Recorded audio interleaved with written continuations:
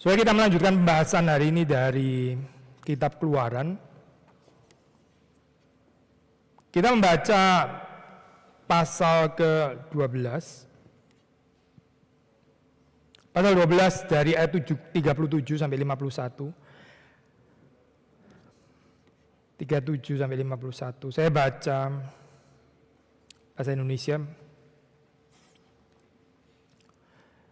Kemudian berangkatlah orang Israel dari Ramses ke Sukot. Kira-kira 600.000 orang laki-laki berjalan kaki, tidak termasuk anak-anak. Juga banyak orang dari berbagai bangsa turut dengan mereka.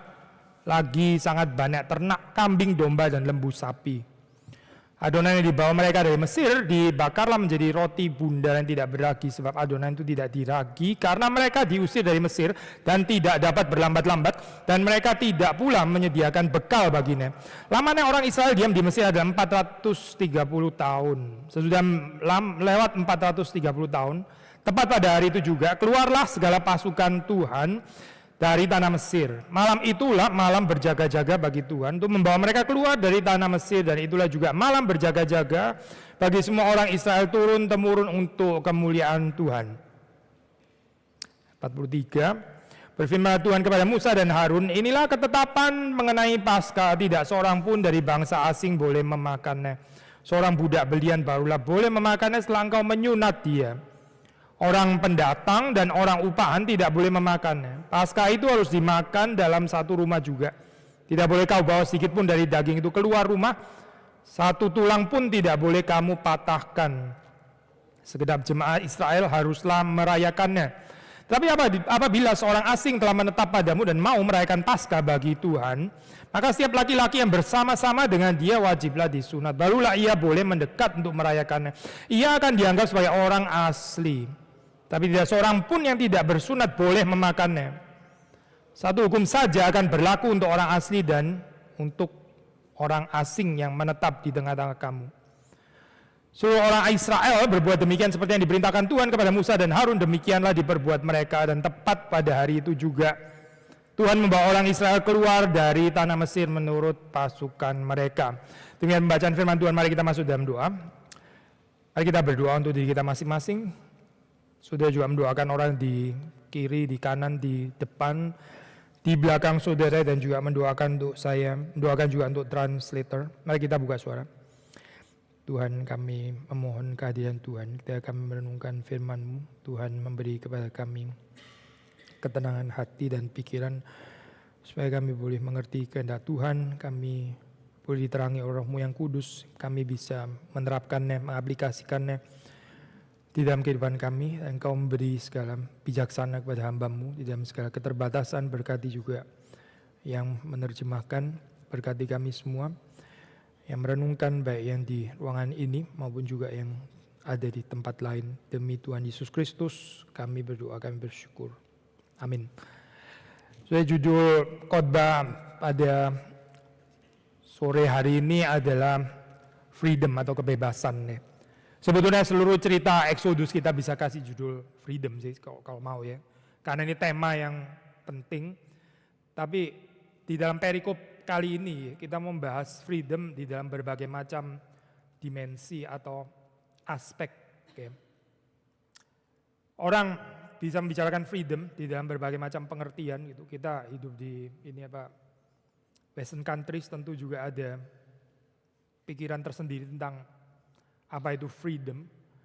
Tapi kalau kita membaca dalam bagian ini sekali lagi ya, menghayati narasi dari cerita Keluaran ini ya, cerita narasi story, kita akan bisa belajar kebebasan yang dikaruniakan Tuhan kepada umatnya itu apa sih aspeknya itu ya.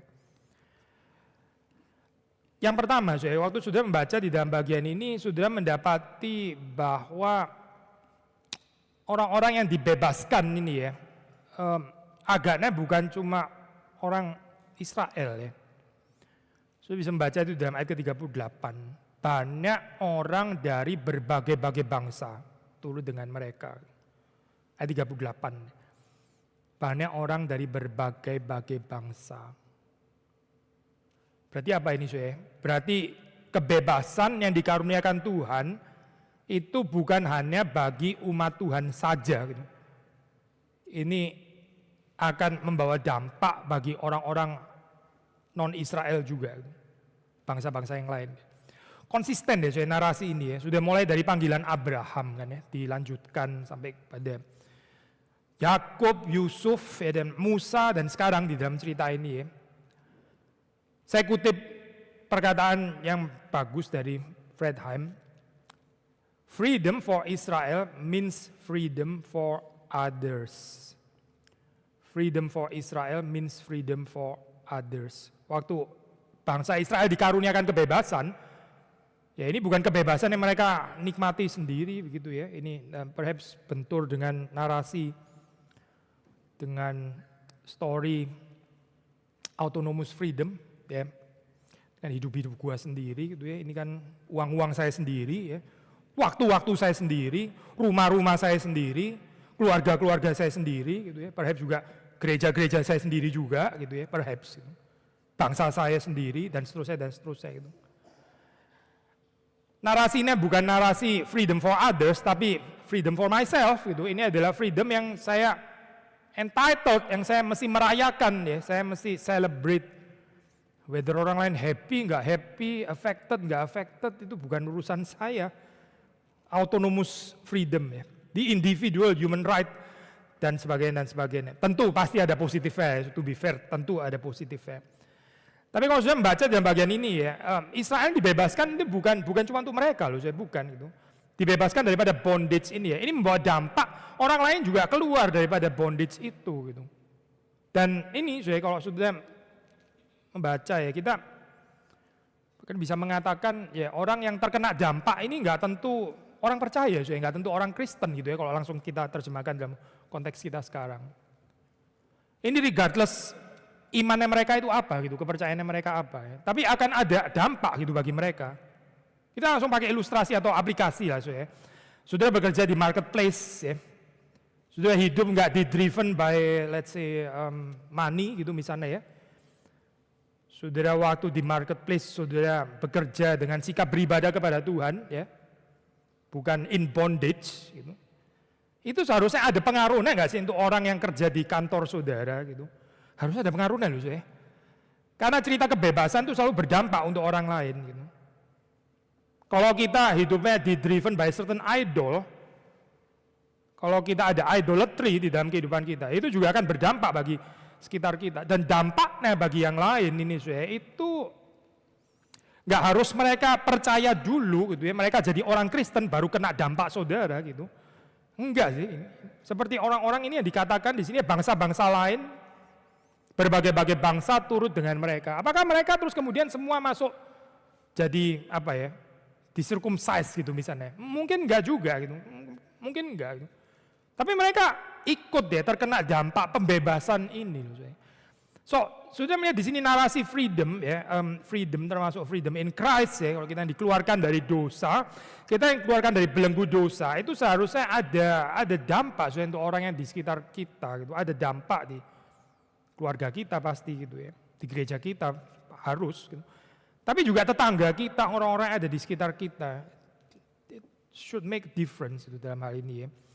Kita yang menerima kebebasan dari Tuhan, karena natur daripada kebebasan itu wants to be shared. Itu ya saya pernah seminar tentang beauty ya, the nature of beauty itu wants to be shared. I think the same holds true juga untuk freedom gitu. Freedom juga wants to be shared. Itu bukan sesuatu yang saudara nikmati sendiri gitu. Kalau saudara nikmati sendiri ya, ini bondage lagi nggak sih saudara sebetulnya gitu kan ya? Kok freedom kok saudara nggak luapkan kepada orang lain gitu ya, nggak? Kita mau menikmati sendiri, in bondage lagi dong berarti gitu. Ini kan persoalan ya. So, saudara melihat di sini ya, kehadiran narasi freedom ini mempengaruhi public sphere seharusnya gitu. Bukan private sphere, saudara, tapi public sphere gitu. Ada mixed crowd di sini ya, pinjam istilah Fredheim, mixed crowd ya, mixed crowd. Orang banyak yang bercampur gitu, bukan cuma orang Israel tapi non-Israeli juga gitu. Diterjemahkan di dalam konteks kita ya, bukan cuma orang Kristen tapi juga orang-orang yang non-Kristen. And yet, saya lompat ke perikop yang berikutnya itu ya. And yet, di sisi yang lain, When it comes to the feast of Passover, ya, atau dalam bahasa kita, when it comes to Holy Communion, ya, itu harus ada distinction ya di sini gitu. So on the one hand, saudara lihat ada the universality of the narrative or story of freedom. On the other hand, waktu ngomongin tentang Passover, nah ini perlu ada iman pribadi ya, perlu ada iman pribadi. Perlu disunat kalau di sini ya. Ini sign of covenant gitu. Ini bukan ya lu percaya nggak percaya ikut aja perjamuan kudus nggak apa-apa kalau ya. Kamu percaya nggak percaya Yesus tetap mati bagimu. Nggak ada saya ajaran kayak begitu nggak ada gitu. Lu bertobat nggak bertobat percaya nggak percaya pokoknya keselamatan bagimu gitu ya. Sekarang lagi viral itu ya saya modelnya sebetulnya nggak terlalu baru saya untuk di sini gitu. Orang ramai membicarakan tentang kekristenan progresif gitu ya nggak tahu ya saudara ini apa ya. Progresif nih kacamata saya progresif saya ini. Tuh. Kekristenan progresif itu apa ya maksudnya gitu.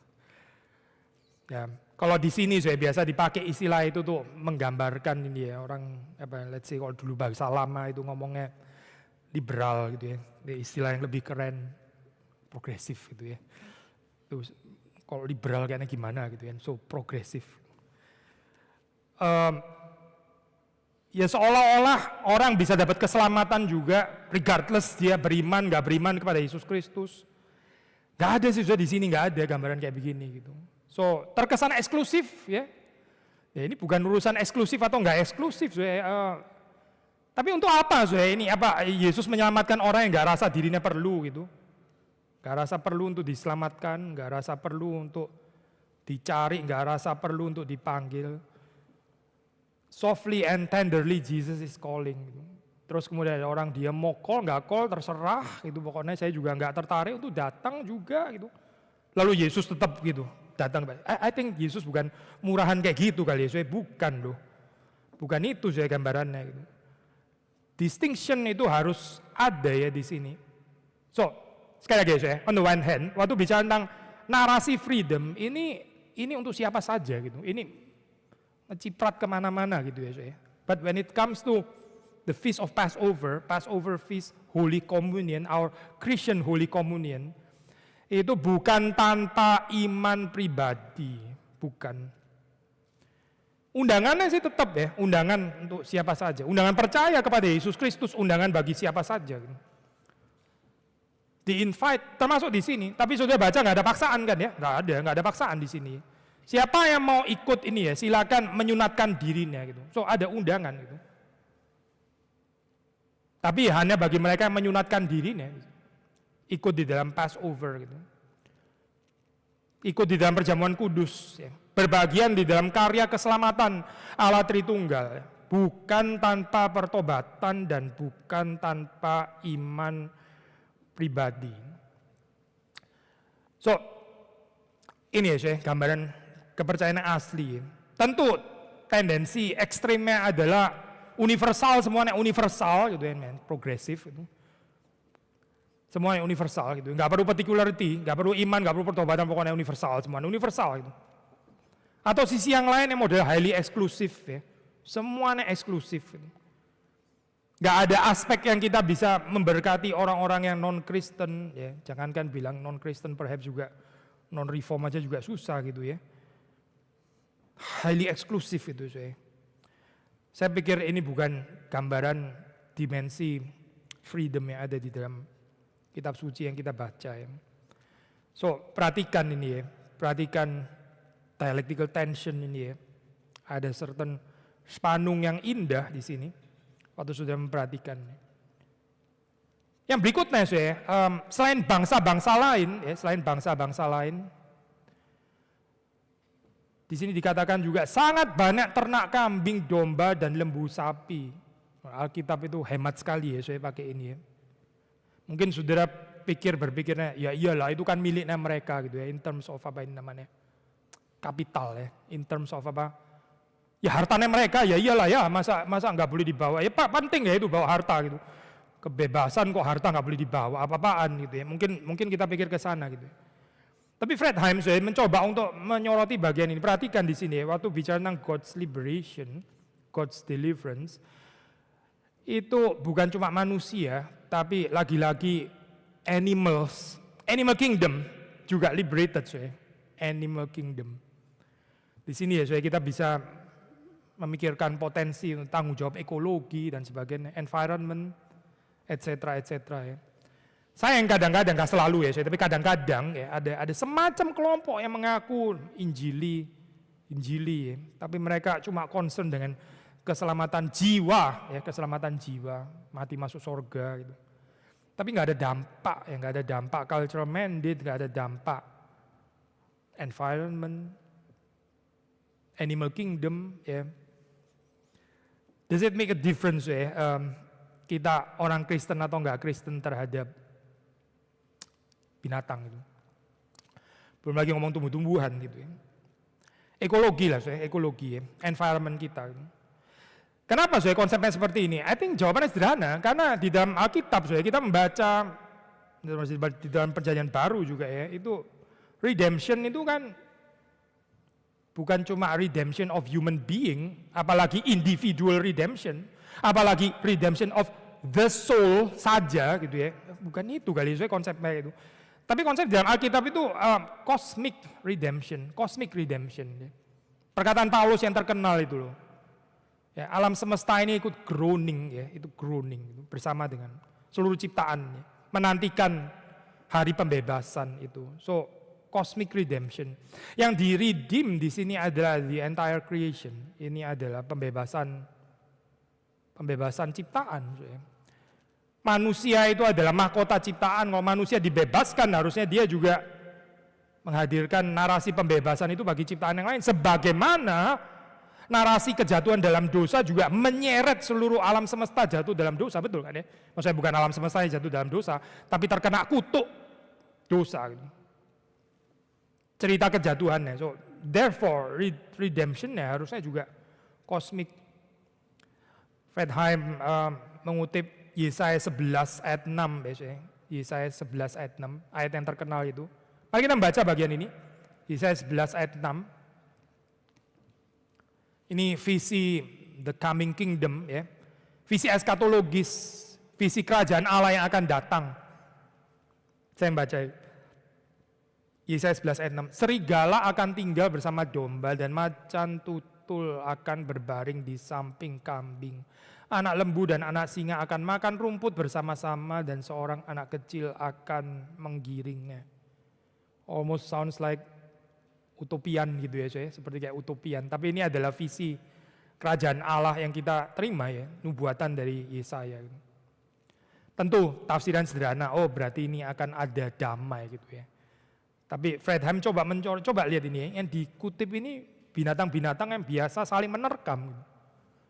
Di dalam dunia yang sudah jatuh ini ya, cerita fressen und gefressen werden, saling menerkam satu dengan yang lain ya. Ya, dunia yang jatuh ya. Tapi di dalam pemulihan yang dikerjakan Tuhan, ya, the coming kingdom, di sini kita melihat ya, anak lembu, singa akan makan rumput bersama-sama. So ada dampak ya di dalam animal kingdom loh. Ada dampak untuk ciptaan yang lain, ada dampak untuk ekologi. Kita bisa tanya juga di dalam kehidupan kita ya. Pekerjaan saudara ya, dan saya. Ada dampak apa ya pembebasan yang dikerjakan Kristus di dalam kehidupan kita gitu, untuk animal kingdom, untuk environment kita gitu. Does it make any difference itu? Jangan-jangan orang yang selalu berjuang untuk ekologi adalah orang-orang non-Kristen lagi ya. Orang Kristen pikir adalah sudahlah anyway hancur juga ntar akhirnya. Sudah buang sampah sembarangan juga kenapa sih gitu, mempercepat kedatangan Tuhan malah gitu ya. Karena dunianya makin hancur. Bukankah itu yang dinubuatkan di dalam kitab Wahyu? Tapi bukan itu ya ceritanya gitu. Kalau kita membaca. Again, kalimatnya sederhana di sini ya, kalimat sederhana. Ya, mereka membawa ternak mereka. Ada bersama dengan mereka.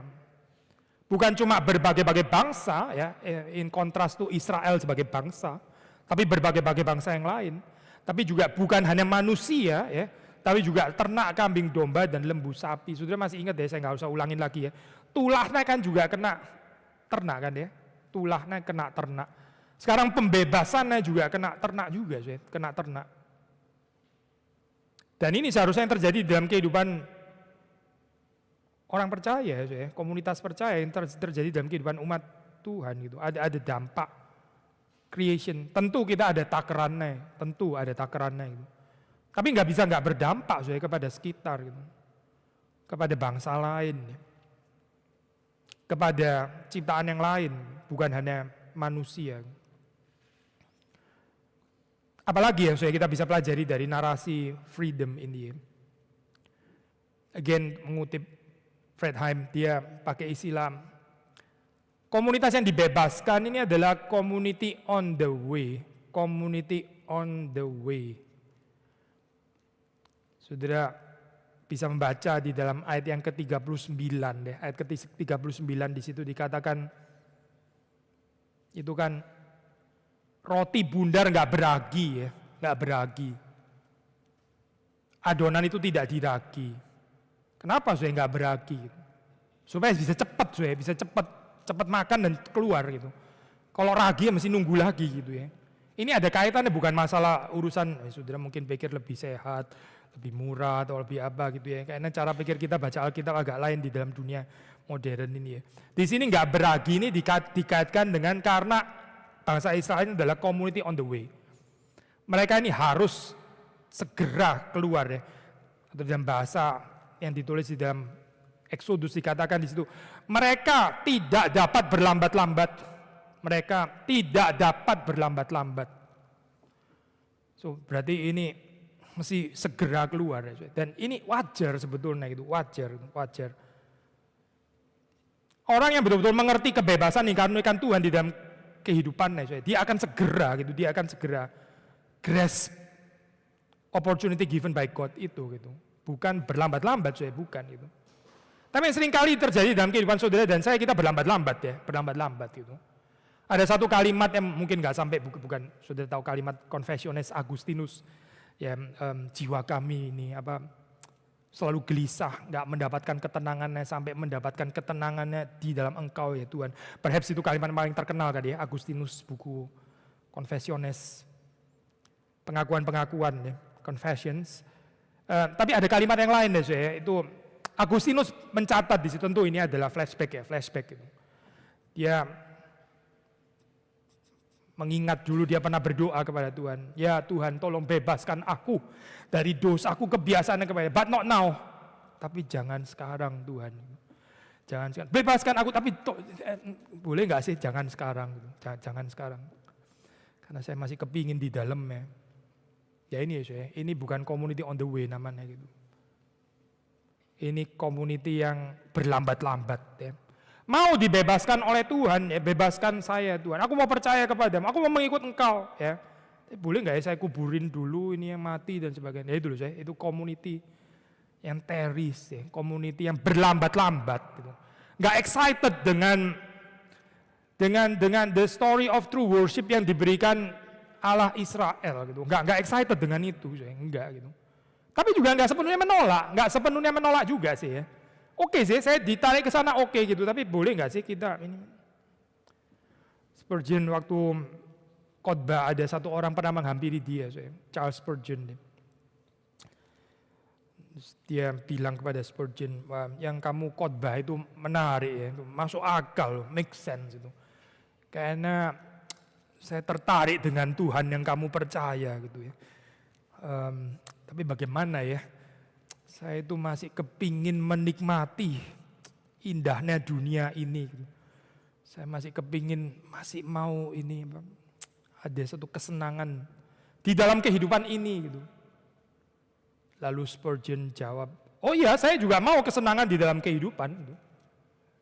Tapi kesenangan di dalam kehidupan yang cuma ada di dalam Kristus. Cuma ada di dalam pengikutan kepada Kristus.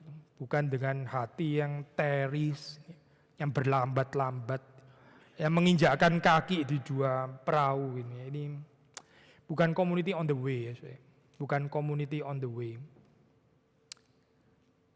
Kalau kita betul-betul mengerti kebebasan yang dikaruniakan Tuhan, ya Kita akan travel light, travel light. Saudara akan membawa bekal secukupnya saja. Gitu. Saya kutip Fredheim ya. Selain istilah travel light tadi, dia bilang seperti ini, kalimat yang indah menurut saya. Much that is near and dear to the life of bondage is to be left behind if freedom is not to become another form of slavery. Yang mungkin kita cintai dulu, tapi yang mengganggu perjalanan itu tinggal aja lah gitu. Kita barusan selesai irekan ya di Halle gitu ya. Ada yang bawa kulkas ke sana? Bawa kulkas. Ada bawa stereo Anlage, speaker atau amplifier yang tabung lagi gitu ya. Ada? Gak ada kali ya, orang senting tuh. Itu apa gitu ya. Orang kalau saudara bawa paintings ya, keluarin paintings. Terus dia paku-paku gitu ya.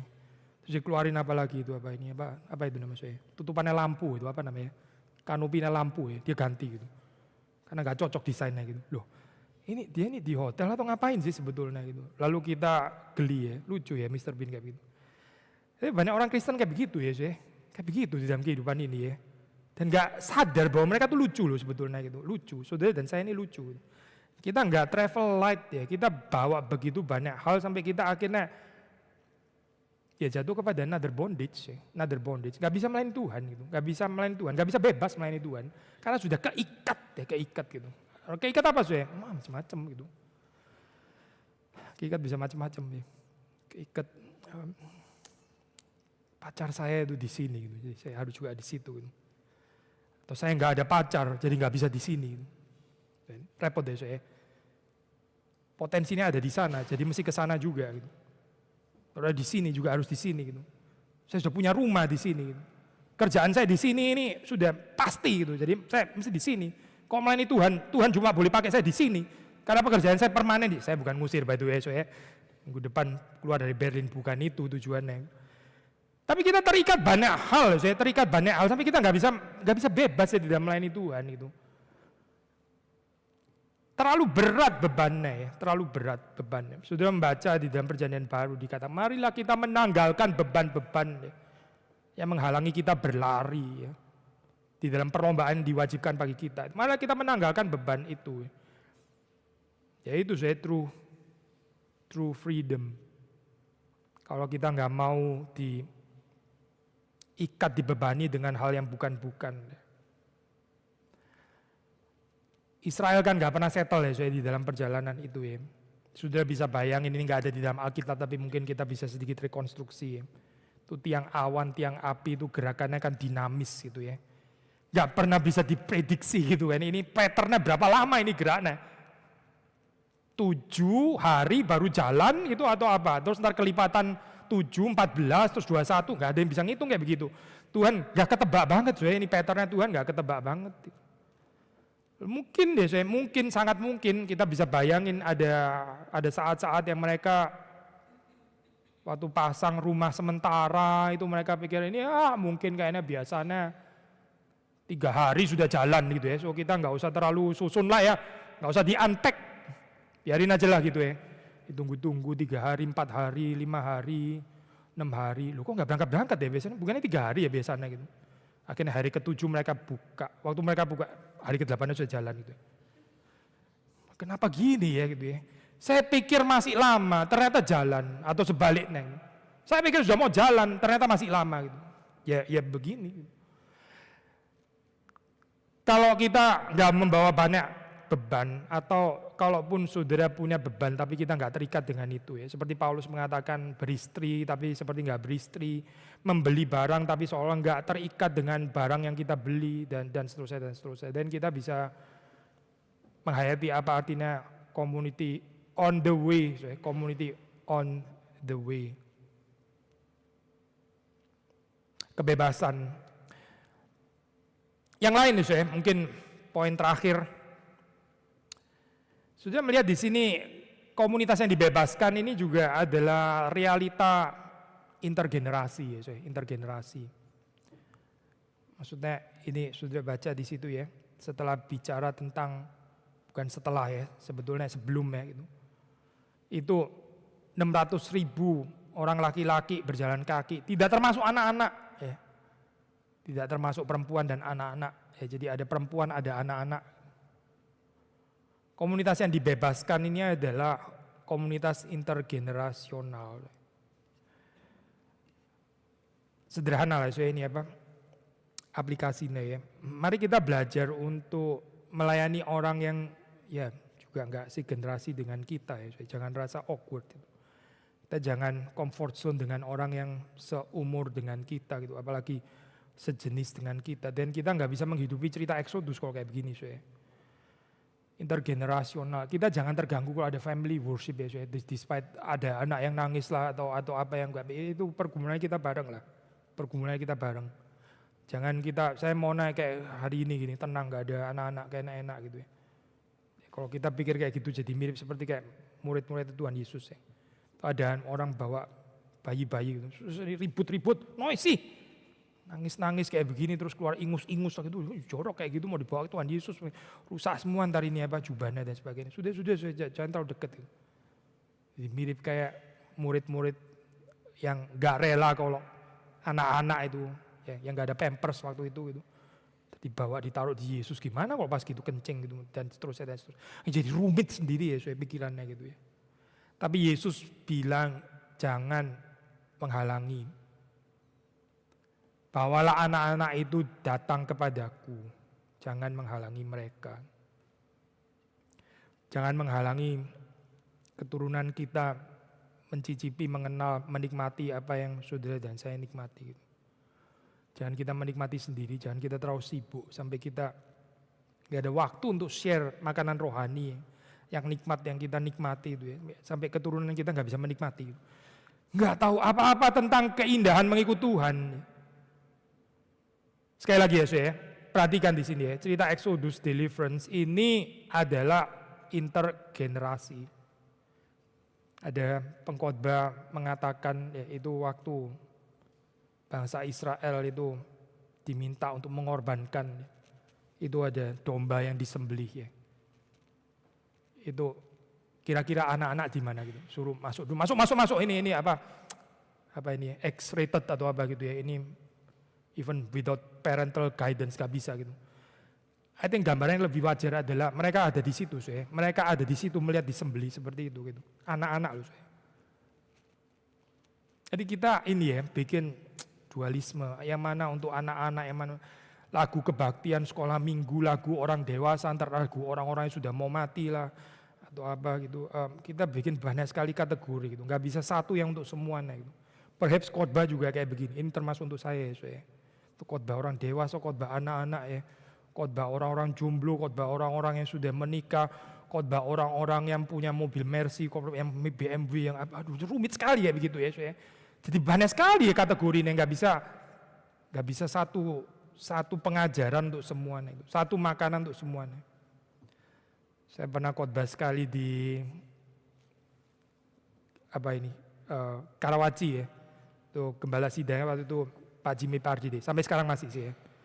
Waktu hari itu mereka Familian Gottesdienst. Terus saya tanya ya, ini gimana kita khotbahnya kan bisa dua macam kan ya, kita mau khotbah dulu untuk anak-anak, setelah itu orang dewasa atau bagaimana gitu. Terus Pak Jimmy jawab, one sermon to rule them all. Ya, one sermon to rule them all. Satu khotbah aja langsung untuk semuanya. That's the challenge. Ya itu kan memang sudah challenge-nya gitu. Satu tapi untuk semuanya gitu. Mau laki, perempuan, kaya, miskin, naik sepeda, naik mobil, jalan kaki, ya satu untuk semuanya. Seperti di sini ya, ini cerita pembebasan ya untuk satu bangsa, termasuk juga untuk orang-orang yang dari berbagai macam usia ya. Ini kesulitan ya di gereja-gereja lokal di Eropa ya, termasuk kita ini kalau kita nggak hati-hati.